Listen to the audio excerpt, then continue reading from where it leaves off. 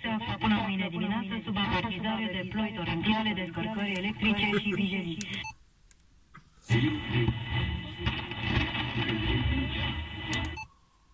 Vestul, nord-vestul și parțial în centrul țării, unde sunt posibile ploi și...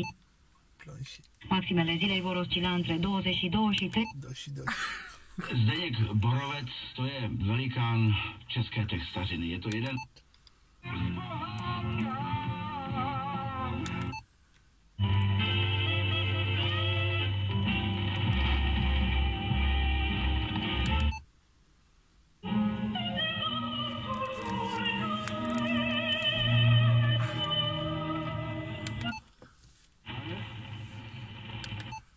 Mertens, care a dispus în două seturi, scor 7-5-7-6 de Cristina Plișcova. După aceea, fundașului dreapta, Claudiu Belu Iordache.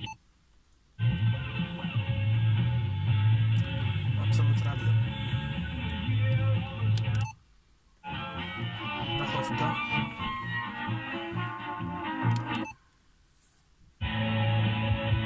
Oltenia.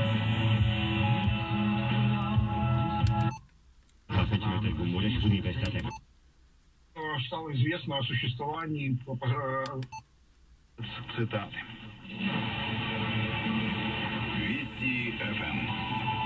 Первые о главном.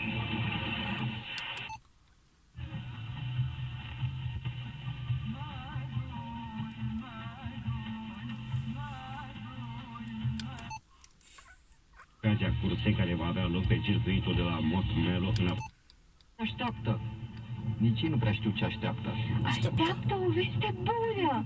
Și eu vin cu vești bune din tabăra sirienă.